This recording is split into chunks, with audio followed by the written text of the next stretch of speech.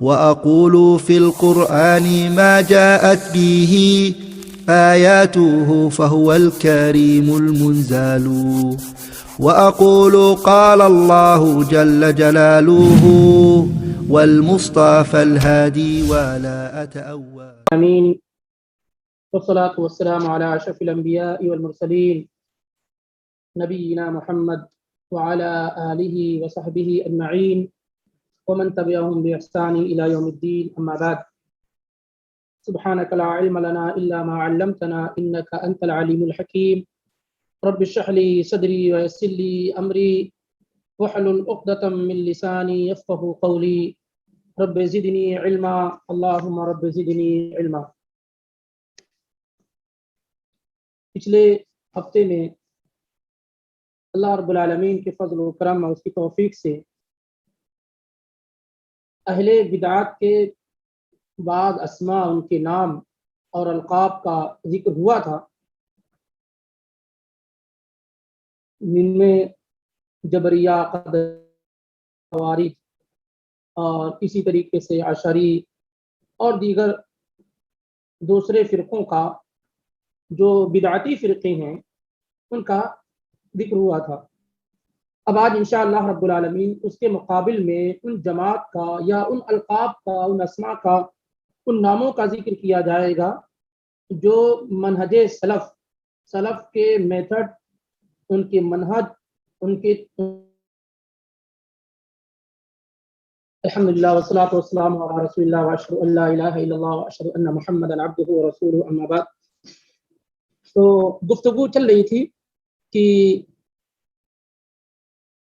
جب دوسرے لوگوں کو جو فرقے بندیوں میں مبتلا ہیں، جب انہیں روکنے کی کوشش کی جاتی ہے اور کہا جاتا ہے کہ اس طرح کی نسبتیں اختیار کرنا یہ مناسب اور درست نہیں، میں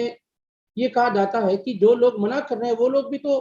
مختلف نام اور القاب سے اپنے آپ کو ملقب کرتے ہیں، جیسے ان میں سے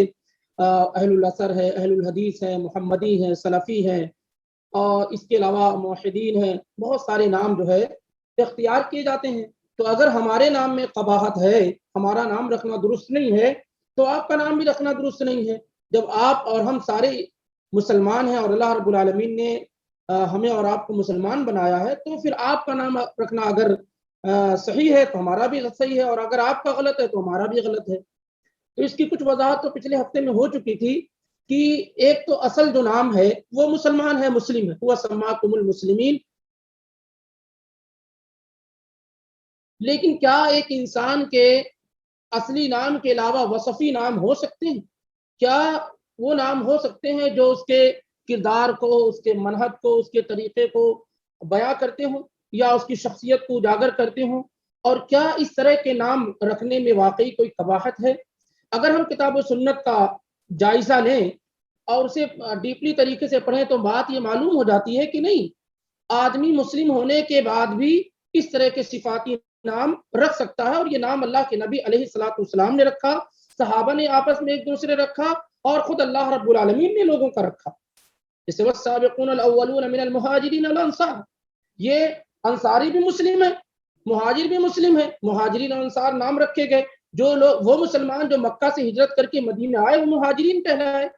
اور وہ صحابہ کرام جنہوں نے مدینے میں اسلام قبول کیا اور ان آنے والے لوگوں کی مدد کی، تو وہ انصاری کہلائے، انصار کہلائے۔ تو یہ نام، اور ایسے ہی اللہ کے نبی علیہ الصلوۃ والسلام نے ان صحابہ کرام کو جو بدر میں شریک ہوئے تھے بدری صحابہ کہا۔ ایسے ہی قرآن میں دلچسپی رکھنے والے اور حفاظ کو نبی علیہ الصلوۃ والسلام نے کہا یا اہل القرآن اوتروا، اے اہل قرآن وطر پڑھا کرو۔ تو اس طرح کے جو نام ہیں، یہ نام تو قرآن میں، احادیث میں، اور خود اللہ کے نبی علیہ الصلوۃ والسلام کے زمانے میں پائے گئے ہیں۔ تو وہ نام جو انسان کے وصف کو بیان کریں، اس کی خوبیوں کو بیان کریں، اس میں کوئی قباحت نہیں ہے، اور کوئی شخصی نام رکھ سکتا ہے۔ ایک آدمی کے ایک اصل نام ہوتے ہیں، اس کے علاوہ اس کے بہت سارے نام ہوتے ہیں۔ تو جو نام رکھے گئے ہیں، جو منہج سلف کی طرف رہنمائی کر رہے ہیں، ان ناموں میں سے کوئی نام ایسے نہیں ہے جس کا کوئی مؤسس ہو، جس کا کوئی بانی ہو، جس کا کوئی پیدا کرنے والا ہو، اور جس کے میتھڈ اور منہج کی طرف اور تھاٹ کی طرف منسوب ہو جائے۔ نہیں، جتنے بھی نام ہیں، وہ اہل السنہ ہو یا اہل السنہ والجماعہ ہو یا اہل الحدیث ہو یا اہل الاثر ہو یا محمدی ہو یا اسی طریقے سے طائفہ منصورہ ہو یا فرقہ ناجیہ ہو، یہ سارے کے سارے نام وہ ہیں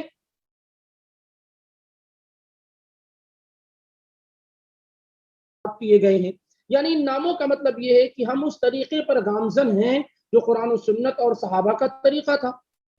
جو قرآن و سنت اور صحابہ کا طریقہ تھا۔ ان میں سے کوئی بھی ایسا نام نہیں ہے یا ایسا وہ نہیں ہے جس میں یہ کہا جا سکے کہ اس کے بانی فلاں ہے، اس کو ایجاد کرنے والے فلاں ہیں، کہ اس کو فرقے کا نام دیا جا سکے۔ یہ تو ایک منہج اور میتھڈ ہے اور اس پر سارے لوگوں کو چلنا چاہیے۔ آئیے ان میں سے بعض ناموں کا آج انشاءاللہ رب العالمین ذکر کیا جاتا ہے، کیونکہ پچھلے ہفتے میں اہل بدعت کے فرقوں کا ذکر کیا گیا اور یہ بھی معلوم ہوا کہ جتنے بھی فرقے آئے ان کا کوئی نہ کوئی مؤسس رہا، کوئی نہ کوئی بانی رہا جن کے نام پر ان فرقوں کا وجود ہوا، اور ان فرقوں کے میں کہیں بھی کوئی نام ایسا نہیں ملتا ہے جس سے معلوم ہو کہ یہ کتاب و سنت کی طرف اپنی نسبت کر رہے ہیں، یا عمل سے اس بات کا ثبوت بھی نہیں مل پاتا ہے، چاہے وہ جہمیہ ہو، قدریہ ہو، معتزلہ ہو، خوارج ہو، روافض ہو، یا اس کے بہت سارے برانچز اور شاخیں جو نکلی ہوئی ہیں وہ نام ہو۔ ان میں سے کوئی ایسا نہیں ہے جو اس بات پر روشنی ڈال رہا ہو کہ مثال کے طور پر اگر کوئی آدمی اپنے آپ کو شافعی کہتا ہے یا مالکی کہتا ہے یا حنبلی کہتا ہے یا حنفی کہتا ہے یا اس کے علاوہ اور دوسرے ناموں سے جانتا ہے کہتا ہے، تو کیا ان ناموں کے ذریعے سے کہیں سے یہ بات معلوم ہوتی ہے کہ ان کا منہج جو ہے، ان کا جو طریقہ ہے وہ صحابہ کا طریقہ ہے، کتاب و سنت کی طرف نسبت ہو رہی ہے؟ جب یہ کہا جاتا ہے کہ ایسا نہ کہا جائے، یہ مناسب نہیں ہے، تو کہا جاتا ہے کہ کیا یہ ائمہ کتاب و سنت سے دور تھے؟ کیا ان کو کتاب و سنت کا علم نہیں تھا؟ تو سوال اس بات کا ہے جب یہ کتاب و سنت کے علم والے تھے اور اسی کی طرف بلانے والے تھے تو کیوں ہم بیچ میں واسطہ بنائیں؟ ہم ڈائریکٹ اگر نسبت کرنے کی ضرورت بھی ہے تو اسی کی طرف کر لیں۔ اسی لیے جو آپ دیکھیں امام شافعی رحمہ اللہ کا کے متعلق کہ ان کو ناصر الحدیث کہا جاتا ہے، ناصر اہل سنہ کہا جاتا ہے، ناصر اہل الحدیث کہا جاتا ہے، اور انہی کے نام پہ فرقے بنا لیے گئے، جبکہ ان کا معاملہ یہی تھا کہ انہوں نے پوری زندگی کتاب و سنت کی دعوت دی، اور خاص طور سے حدیث وغیرہ میں اور بدعات کو مٹانے میں جو ان کا کردار رہا، اس کی بنیاد پر اس وقت کے زمانے کے علماء نے ان کو ناصر الحدیث کہا، حدیث کی مدد کرنے والا، ناصر السنہ کہا، سنت کی مدد کرنے والا، ناصر اہل الحدیث کہا، اور اس طریقے سے اور ان کی کتابیں بھی جو وجود میں آئیں ان تمام کتابوں میں اسی بات کی طرف رہنمائی اور روشنی ملتی ہے۔ کسی بھی کتاب میں فرقہ بندی کی یا مذہب اور مسلک کو اختیار کرنے کی کوئی تعلیم نہیں ملتی، لیکن بعد میں آنے والے لوگوں نے ان کے نام پر اور بہت سارے ائمہ کے نام پہ جو ہے مذاہب اور مسالک بنائے اور بناتے چلے گئے۔ تو ان جتنے بھی ایسے فرقے ہیں ان تمام لوگوں کی نسبتیں کیا یا علاقے کی طرف ہے، شہروں کی طرف ہے، یا کسی شخص کی طرف ہے؟ اس کے علاوہ آپ اہل سنہ کہتے ہیں اگر آپ، تو اہل سنہ کا بانی کون ہے؟ اس کا مؤسس کون ہے؟ اس کا موجد کون ہے؟ اس کا پیدا کرنے والا کون ہے؟ کس کی طرف اس کو منسوب کیا جاتا ہے؟ ان کے تھاٹ اور عقائد کیا تھے؟ ظاہر سی بات ہے کسی شخص کا نام آپ لے سکتے ہیں۔ جب اہل سنہ کہا جاتا ہے تو سنت والے لوگ، یعنی وہ لوگ جو کتاب و سنت اور سلف صالحین یعنی صحابہ اور تابعین کے راستے کو اختیار کرنے والے لوگ ہیں، جن کو سنی عام اس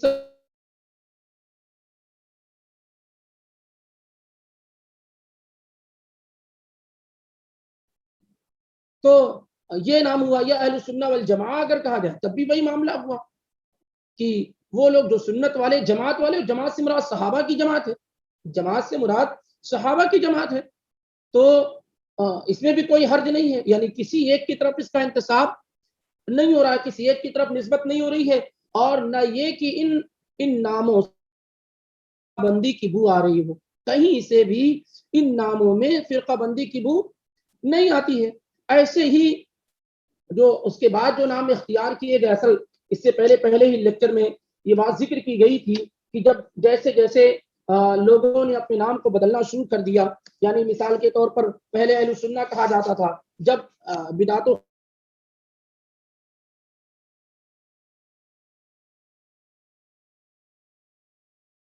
نام وجود میں آئے، دوسرے نام وجود میں آئے تاکہ ان سے ممیز ہو سکیں، ان سے الگ ہو سکیں، ان سے سیپریٹ ہو سکیں اور معلوم ہو سکیں، کیونکہ ہر زمانے میں لوگوں نے گمراہ کرنے کے لیے کتاب و سنت کا سہارا لیا، جھوٹا سہارا ہی صحیح، دعوے داری ہی صحیح، لیکن اس کا سہارا لیا گیا ہے۔ مختلف زمانوں میں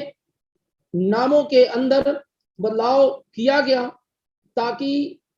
ہر زمانے کے جو فتنے ہیں اور جو فرقے ہیں ان سے یہ جماعت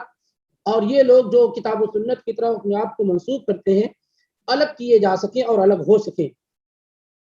بہرحال تو ان ناموں میں اہل السنہ ہے، اہل السنہ والجماعہ ہے، اور اسی طریقے سے اہل الاثر یا الاثریہ ہے، الاثریہ جس سے اثری کہلاتے ہیں بہت سارے لوگ۔ تو اثر جو ہے، اثر یہ سنت یا حدیث کے مترادف ہے، اس کے ہم معنی ہے۔ اثر بھی کہا جائے تو اس سے مراد نبی علیہ الصلوۃ والسلام کے اقوال، آپ کے افعال اور اسی طرح آپ کی تقریرات وغیرہ ہوتی ہیں۔ اثر جیسے کہا جاتا ہے جاء فی اثر، لیکن عام طور سے اثر کہہ کر کے صحابہ کی طرف نسبت کی جاتی ہے، یعنی وہ باتیں جو صحابہ میں سے کسی صحابی سے ثابت ہو تو کہا جاتا ہے کہ اثر میں ہے، یعنی جیسے عمر رضی اللہ تعالیٰ عنہ کا قول ہے، عثمان رضی اللہ عنہ کا قول ہے، ابو بکر رضی اللہ عنہ کا قول ہے، تو اس کو اثر کہا جاتا ہے۔ تو اس معنی میں بھی دیں یا دوسرے معنوں میں بھی لیں تو اس سے بھی کیا ہے، معاملہ بالکل واضح ہو جاتا ہے کہ اگر اثری کہا جائے یا اہل الاثر کہا جائے تو اس کا مطلب یہ ہے کہ وہ لوگ جو نبی علیہ الصلوۃ والسلام کے طور طریقے اور صحابہ کے طور طریقے کو اپنانے والے لوگ ہیں۔ اثر کو اپنانے والے لوگ یعنی نصوص اور دلائل کی پابندی کرنے والے لوگ ہیں، اور اس سے بھی مراد وہی اہل حدیث اور اہل سنت ہوتے ہیں، جیسا کہ امام ابو حاتم الرازی رحمۃ اللہ علیہ، جن کی وفات 277 ہجری میں ہوئی ہے اور بہت زبردست عالم ہیں، وہ کہتے ہیں کہ مذہبنا و اختیارنا اتباع رسول اللہ صلی اللہ علیہ وسلم، کہ ہمارا مذہب اور ہمارا طریقہ رسول اللہ صلی اللہ علیہ وسلم کی اتباع کرنا، صحابہ کی اتباع کرنا اور تابعین کی پیروی کرنا ہے۔ وہ تمسک بمذہب اہل الاثر، اور اہل اثر کے مذہب کو مضبوطی سے پکڑنا ہے۔ اور مثال میں انہوں نے کہا جیسے مثل امام احمد، جیسے امام احمد کا مذہب ہے، تو اب یہ کیا ہے، اہل الاثر یہاں آیا کہ وہ تمسک بمذہب اہل الاثر، اہل اثر کا مذہب مضبوطی سے پکڑنا، یعنی وہ لوگ جو دلائل، ایویڈنس، شواہد یعنی کتاب و سنت کی جو پابندی کرنے والے لوگ ہیں، جیسے امام احمد بن حنبل اور دیگر دوسرے ائمہ، تو ان کے طریقے کو فالو کرنا ہے، ان کے طریقے کے مطابق چلنا ہے۔ یہ ایک نام اہل الاثر یا اثری جو کہا جاتا ہے، تو وہ نسبت بھی کیا ہے، کسی شخص کی طرف نہیں ہے، کسی ذات کی طرف، کسی علاقے کی طرف نہیں ہے، یہ بھی کتاب و سنت اور صحابہ کے منہج اور ان کے طریقے کی طرف ہے۔ ایسے ہی اور بھی دوسری جگہ پر انہوں نے، امام ابو حاتم الرازی رحمہ اللہ نے دوسری جگہوں پر بھی انہوں نے صاف لفظوں میں کہا ان پر زبان درازی کرتے ہیں، برا بلا کہتے ہیں، جیسا کہ انہوں نے اپنی کتاب شرح اصول اعتقاد اہل سنہ میں ذکر کیا ہے۔ تو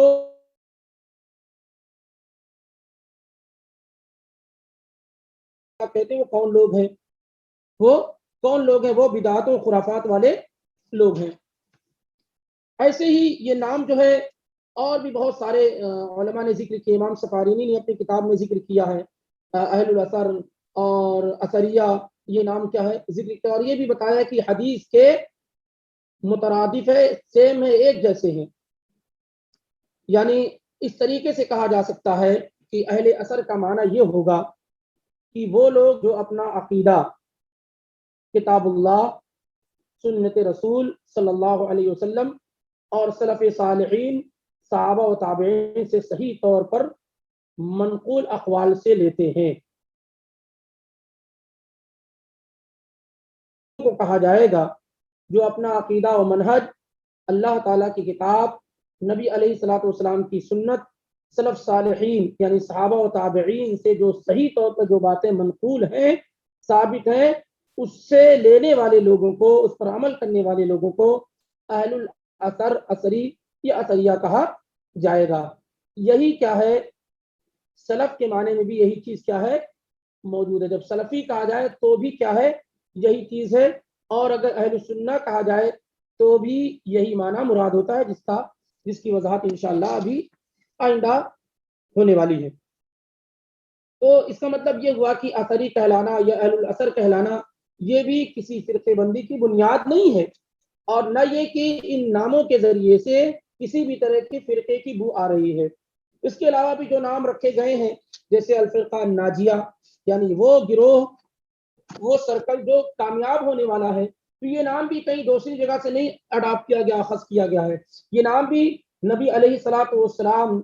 کے کی اس حدیث سے جسے امام ابو داؤد ترمذی وغیرہ نے روایت کیا، جس میں آپ نے کہا تھا کہ میری امت 73 فرقے میں بڑھ جائے گی، سب جو ہے جہنم میں جائے گی سوائے ایک فرقہ کی۔ تو صحابہ نے پوچھا تھا کہ اللہ کے نبی وہ ناجی فرقہ، وہ نجات پانے والا فرقہ اور جماعت وہ لوگ کون ہیں؟ تو آپ صلی اللہ علیہ وسلم نے فرمایا تھا کہ ما انا علیہ الیوم و اصحابی، کہ وہ لوگ ہیں نجات پانے والے جو آج میرے طریقے پہ اور صحابہ کے طریقے پر ہیں۔ تو وہیں سے الفرقہ الناجیہ یعنی وہ گروہ، وہ جماعت، وہ لوگ، وہ افراد جو نبی علیہ الصلوۃ والسلام اور صحابہ کے طریقے پہ قائم ہیں۔ اور ظاہر سی بات ہے جماعت تو وہی کامیاب ہو سکتی ہے، لوگ وہی کامیاب ہو سکتے ہیں، منہج انہی کا درست ہو سکتا ہے جو نبی علیہ الصلوۃ والسلام اور صحابہ کے طور طریقے پر ہوں۔ تو وہیں سے یہ نام کیا ہے الفرقہ الناجیہ رکھا گیا۔ اسی طریقے سے ایک نام طائفہ منصورہ بھی رکھا گیا، طائفہ منصورہ بھی رکھا گیا، جس میں یہ ہے کہ نبی علیہ الصلوۃ والسلام نے کہا لا تزال طائفۃ من امتی علی الحق منصورین لا يضرهم من خذلهم حتى یأتی امر اللہ، کہ میری امت میں ایک جماعت ہمیشہ غالب رہے گی اور اللہ تعالیٰ کی طرف سے اس کی مدد کی جاتی رہے گی یہاں تک کہ قیامت قائم ہو جائے۔ تو یہاں پر اللہ تعالیٰ کی طرف سے جس جماعت کی مدد ہوتی رہے گی وہ طائفہ منصورہ، منصورہ کا مطلب ہوا جس کی مدد کی جائے، طائفہ جماعت یعنی وہ افراد، وہ لوگ جن کی اللہ تعالیٰ کی طرف سے مدد کی جاتی رہے گی، اور یہ کانٹینیوٹی اس میں پائے گی، لا تزالو، لا تزالو کانٹینیوٹی ہے،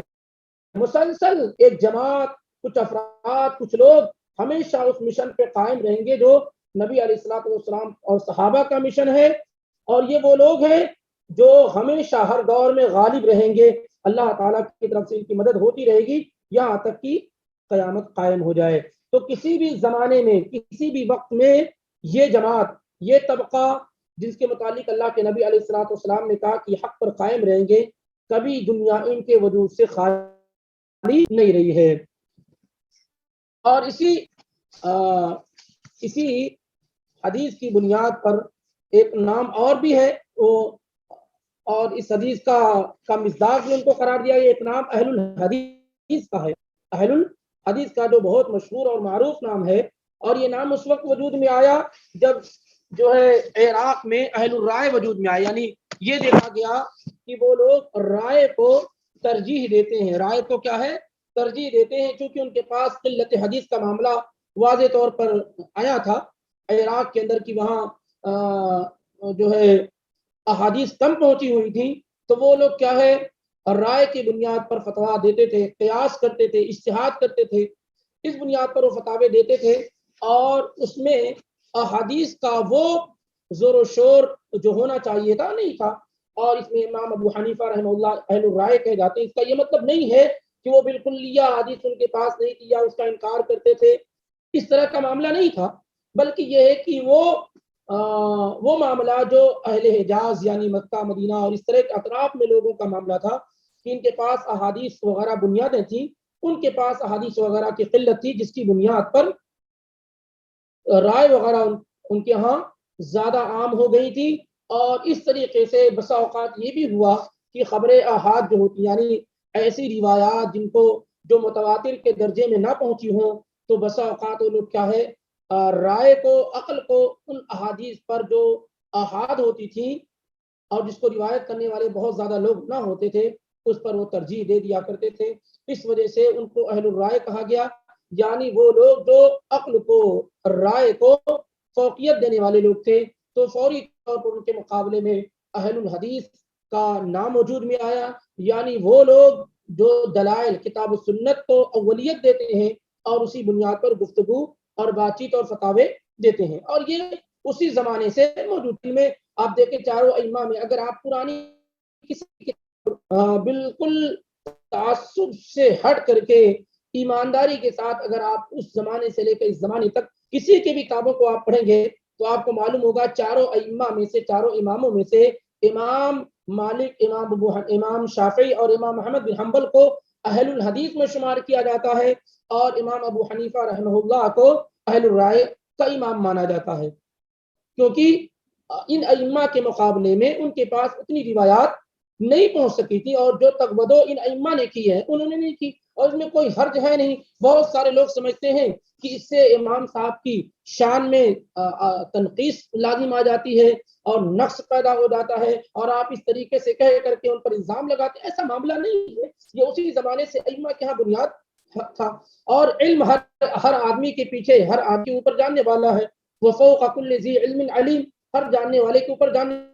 کہیں کتاب و سنت میں ایسا تو نہیں کہا گیا ہے کہ چاروں ائمہ میں امام ابو حنیفہ ہی سب سے زیادہ جاننے والے ہیں، یا اس کی طرف اشارہ بھی نہیں کیا گیا ہے، یا اس زمانے کے جو علماء اور ائمہ تھے انہوں نے اس بات کی شہادت بھی نہیں دی ہے۔ اس وجہ سے بعد میں لیکن اس طرح سے عقیدت اور محبت ہو گئی کہ یہ الفاظ بہت سارے لوگ برداشت نہیں کر پاتے ہیں، سن نہیں پاتے ہیں، حالانکہ یہ چیزیں بالکل واضح ہیں، یہ چیزیں بالکل واضح ہیں، واضح طور پہ موجود ہیں۔ ان ائمہ کی تگودوں اور احادیث میں ان کی کوششیں بالکل نمایاں ہیں۔ امام احمد بن حنبل کی مسند الامام احمد بن حنبل ہے، 40,000 احادیث کا مجموعہ ہے۔ امام مالک کی موطا امام مالک ہے، امام شافعی کی الام، اور اسی طریقے سے رسالہ وغیرہ مشہور زمانہ کتابیں ہیں، اور پھر یہ کہ حدیث کی نشر و اشاعت میں ان کی خدمات بالکل واضح ہیں۔ تو اس زمانے میں بھی آپ دیکھیں تو ان تینوں ائمہ کو اہل الحدیث میں شامل کیا گیا، اور چاروں میں کی بات کر رہا ہوں، اور امام ابو حنیفہ رحمہ اللہ کو اہل الرائے کہا گیا۔ بلکہ اتنا ہی نہیں، امام احمد بن حنبل رحمہ اللہ نے اس آیت کی، اس حدیث کی تفسیر میں لا تزال طائفۃ من امتی علی الحق منصورین میں کہا کہ میں نہیں جانتا ہوں کہ اگر اس سے مراد اہل الحدیث نہیں ہے تو میں نہیں جانتا ہوں کہ کون لوگ۔ امام احمد بن حنبل نے اس کے متعلق یہ کہا۔ اسی طریقے سے یہ بات امام بخاری رحمۃ اللہ علیہ نے، امام عبداللہ ابن مبارک نے اور دیگر ائمہ نے کہی۔ تو یہ بات کہ اہل الحدیث یہ جو ہے بہت بعد میں بنا ہوا اور انگریزوں کے زمانے سے آیا ہوا، یہ سب اصل میں حقیقت سے دور کی بات ہے، اور انسان کو اللہ رب العالمین سے ڈرنا چاہیے، اور زبان سے جتنے بھی کلمات نکلتے ہیں اللہ تعالیٰ کے ہاں اس کا حساب اور کتاب دینا ہوگا۔ اس بات کو ایسا نہ ہو کہ کسی انسان سے بغض اور عداوت آپ کو حق بات بیان کرنے سے روک دے، ایسا نہیں ہونا چاہیے۔ اور یہ کہنا کہ اس سے کچھ زمانے پہلے ان کا وجود نہیں تھا، یہ نام نہیں تھے، اور جہاں جہاں یہ نام آئے ہیں اہل الحدیث کے تو اس سے کہنا کہ یہ محدثین کی جماعت مراد ہے، اس سے منہج نہیں مراد ہے، اور سلف کا طریقہ مراد نہیں، یہ سب بے بنیاد باتیں ہیں، سب بے بنیاد باتیں، ایسی بات نہیں کرنی چاہیے، بلکہ اس کو اہل الحدیث کو ایز اے منہج پیش کیا گیا ہے۔ کیا آپ کہہ سکتے ہیں کہ امام احمد بن حنبل کو یا امام مالک کو، امام ابو حنیفہ، امام شافعی کو، ان کو اہل الحدیث کہا گیا ہے؟ تو کیا صرف یہ حدیث ہی پڑھتے پڑھانے والے لوگ تھے؟ کیا ان کے پاس فقہ اور قرآن اور دوسرے علوم نہیں تھے؟ کیا حدیث پر عمل کرنے والے لوگ نہیں تھے؟ اسی لیے امام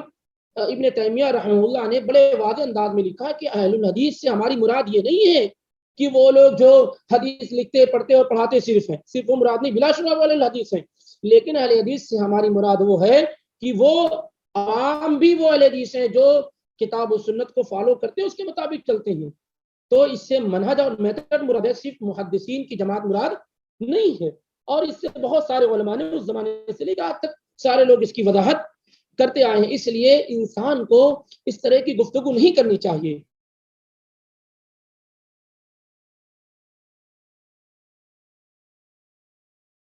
728 ہجری میں ان کی وفات ہوئی، 728 ہجری میں ان کی وفات ہوئی۔ انہوں نے جو رد المنطق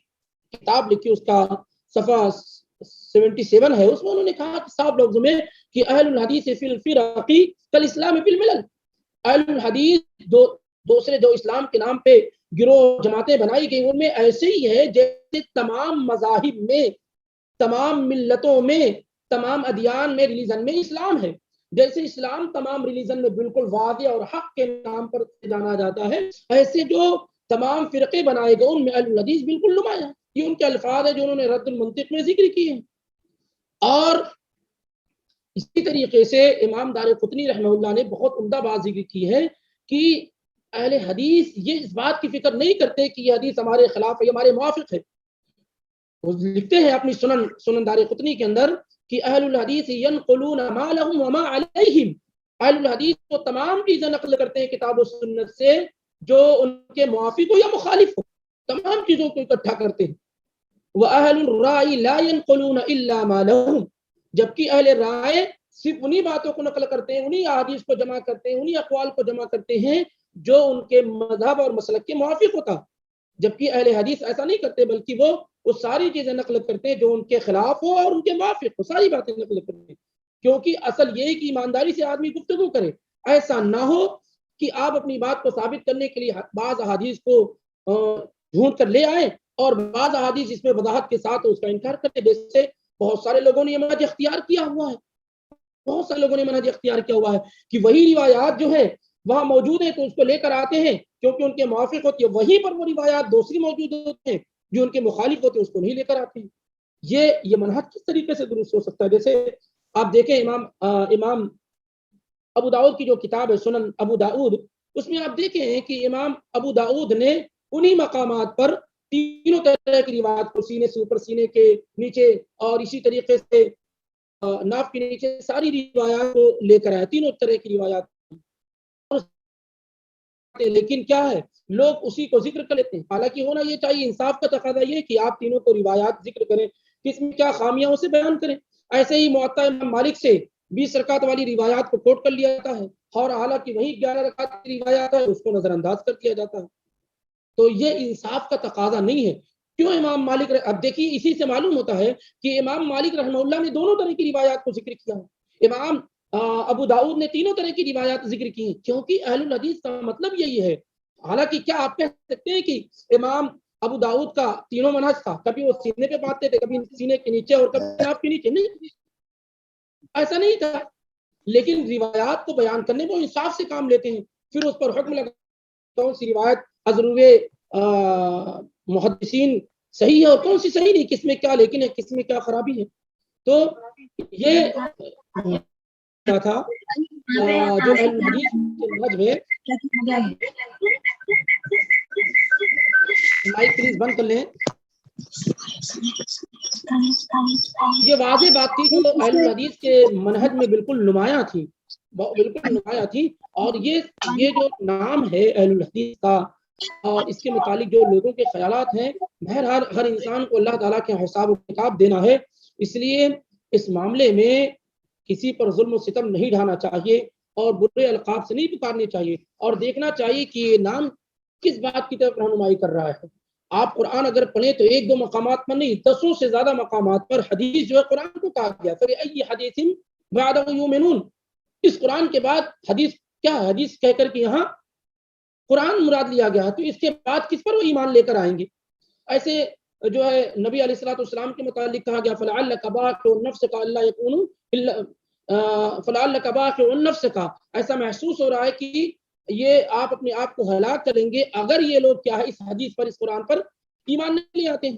تو کتنی مقامات پر یہ بات کیا ہے کہی گئی ہے، اور واضح طور پر جو لوگ بھی بعد میں بھی آئے، سارے لوگوں نے انصاف سے، جن لوگوں نے بھی کام کیا، ملا علی قاری حنفیوں میں سے ہو گئے، عبدالحی لکھنوی رحمہ اللہ ہو گئے حنفیوں میں سے، اور دیگر بہت سارے لوگوں نے، تو ان لوگوں نے کیا ہے انصاف سے کام کیا ہے اور بتایا کہ یہ اس طرح کی باتیں جو ہے مناسب اور درست نہیں ہیں، اور ہندوستان میں خاص طور سے انگریزوں کے زمانے سے اس کا وجود قرار دینا، یہ بہرحال اپنے آپ میں ایک الزام ہے، بہتان ہے، اس سے بچنے کی کوشش کرنا چاہیے۔ تو بہرحال یہ نام اہل الحدیث اور طائفہ منصورہ اور فرقہ ناجیہ اور اہل الاثر، اہل سنہ، اس طرح کے جو نام ہیں، ان ناموں میں اگر ہم غور و فکر کرتے ہیں تو یہ بات ہمارے سامنے اللہ رب العالمین کی توفیق سے بالکل واضح ہو جاتی ہے کہ اس میں کسی بھی طرح کے فرقے بندی کی کوئی بو وغیرہ نہیں پائی جاتی ہے، کسی بھی طرح کی فرقہ بندی وغیرہ کی کوئی بو نہیں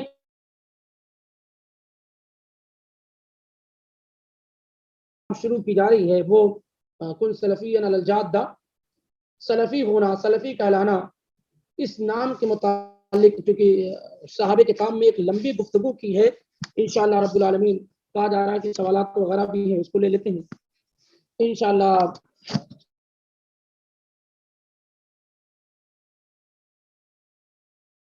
انشاءاللہ سوالات میں ہیں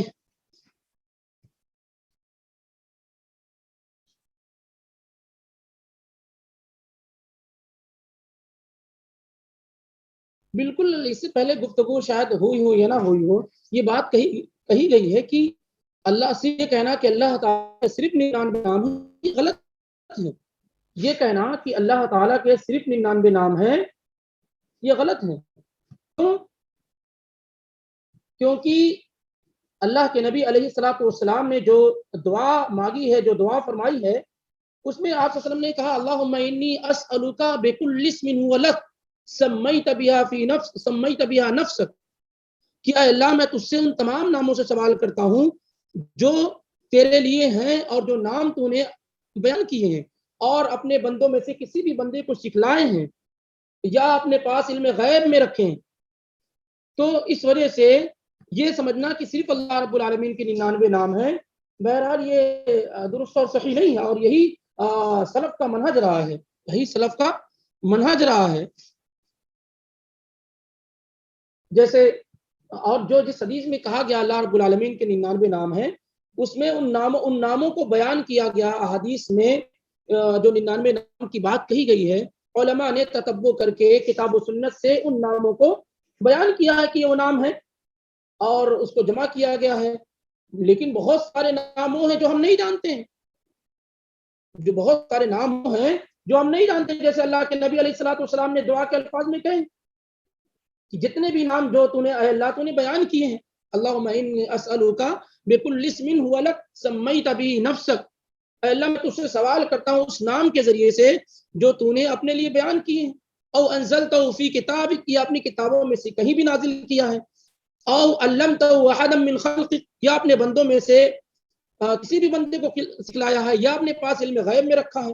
ان تمام ناموں کے ذریعے سے میں تجھ سے سوال کرتا ہوں۔ تو یہ بات واضح ہے کہ یہ کہہ سکتے ہیں کہ یہ وہ نام ہے جو ہمیں معلوم ہے، جن کا علم ہمیں پہنچا ہے، ایسے ہی جیسے انبیاء کی تعداد لاکھوں سے زیادہ ہے، لیکن جو نام ہمیں معلوم ہوئے ہیں وہ قرآن اور حدیث کو ملا کر کے 40 سے زیادہ نہیں پہنچتے ہیں، لیکن اس کا یہ مطلب نہیں کہ اور انبیاء نہیں ہیں۔ ایسے ہی اللہ تعالیٰ کے نام کتنی اللہ کے علاوہ کوئی نہیں جانتا، وہ نام تقریباً یہ یا اس سے کچھ زیادہ ہیں۔ اور اس حدیث میں جو بخاری اور مسلم کو، اس میں اللہ کے نبی علیہ الصلوۃ والسلام نے کہا کہ جس نے من احصاها، جس نے اسے کاؤنٹ کیا، اس کو سمجھا، اس کے لیے جنت ہے۔ وہ ایک فضیلت ہے کہ جو آدمی ان ناموں کو یاد کرتا ہے، اس کے معنی اور مفہوم کو سمجھتا ہے، اس کے مطابق عمل کرتا ہے، تو اس کے لیے جنت ہے۔ لیکن اس سے یہ نہیں معلوم ہوتا ہے کہ اللہ رب العالمین کے صرف 99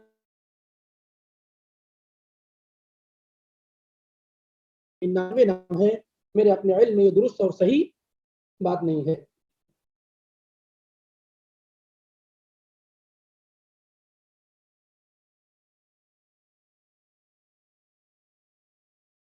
دیکھیے، کیا اللہ کو ہر جگہ کہنے والے بھی اہل سنت میں شامل ہیں؟ کسی ایک جگہ پر خرابی آ جانے سے اور وہ بھی دلائل کی بنیاد پر ان کو سنت والجماعت سے خارج نہیں کیا جا سکتا ہے، مگر یہ کہ جب اسی بات پر وہ ڈٹے رہیں کہ ہمارا منہج اور میتھڈ یہ ہے اور اس کے خلاف ان کو دلائل وغیرہ مل جائیں، تو یہ کہا جا سکتا ہے کہ اس مسئلے میں ان کا طریقہ اہل سنت، اگر اہل سنت والجماعت سے اختلاف ہو جائے تو کسی کو بھی اہل سنت والجماعت سے نکالا نہیں جا سکتا، واللہ عالم ہے۔ اور جہاں تک اللہ رب العالمین کے ہر جگہ موجود ہونے والا معاملہ ہے تو یہ بات معلوم ہے، اور اہل سنت والجماعت کے منہج میں یہ چیز بیان کی گئی ہے، اور قرآن میں کئی جگہ اللہ تعالیٰ نے کہا کہ اللہ تعالیٰ آسمان پر ہے، عرش پر مستوی ہے، الرحمن علی العرش استوى ثم استوى علی العرش۔ اور یہی بات ہے جب امام مالک رحمہ اللہ سے پوچھا گیا تو آپ نے فرمایا الاستواء معلوم، کہ اللہ تعالیٰ کا عرش پر استوا ہونا، اس پر مرتفع ہونا، بلند ہونا، یہ معلوم ہے، اور اس سوال کرنا تو اس پر ایمان لانا واجب۔ اور ایسے ہی اللہ تعالیٰ نزول فرماتا ہے، اترتا ہے، اس کی کیفیت ہمیں نہیں معلوم، لیکن حدیث میں صحیح طور پہ کہا ان اللہ تبارک و تعالی ينزل كل ليلة الى سماء الدنيا، ہر رات اللہ رب العالمین جو ہے، ہر رات اللہ رب العالمین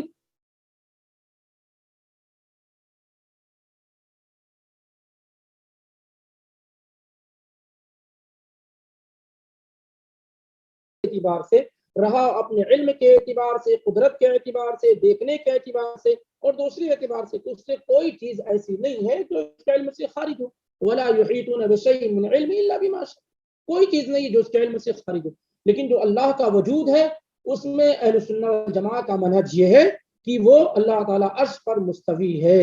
اور یہ کہنا کہ ہر چیز میں اللہ ہے، یہ بہرحال ان کے منہج کے خلاف ہے، ان کے طریقے کے خلاف ہے۔ اللہ عالم۔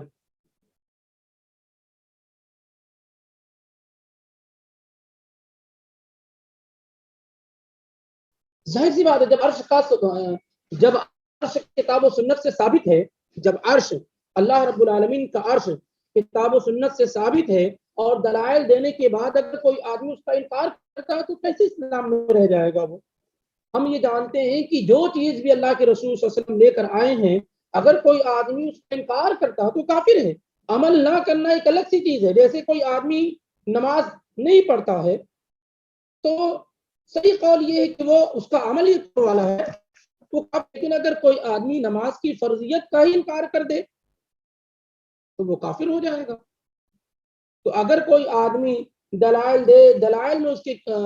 کمزوری نظر آئے، اس طرح کی باتوں تو دوست، اگر کوئی کسی انسان کے پاس نصوص موجود ہو جائے کہ اللہ تعالیٰ کا عرش ہے اور جاننے کے بعد اس عرش کا وہ انکار کرتا ہے تو کافر ہے، اس میں کوئی شک نہیں ہے۔ لیکن ہمیشہ فرق رکھیں، دلائل دینے سے پہلے اور دلائل دینے کے بعد دونوں میں فرق ہوتا ہے۔ جب آپ حجت تمام کر لیں، ہو سکتا ہے سامنے والا یہ عقیدہ اس وجہ سے رہا ہو کہ اس کے پاس علم نہ پہنچا ہو، یا جو علم آیا وہ غلط راستے سے آیا ہو، تو بغیر حجت کیے ہوئے، بغیر دلائل دیے ہوئے، بغیر بحث و مباحثہ کیے ہوئے، بغیر یہ جانے کہ اس کا یہ عقیدہ کیوں ہے، اس پر حکم نہیں لگانا چاہیے۔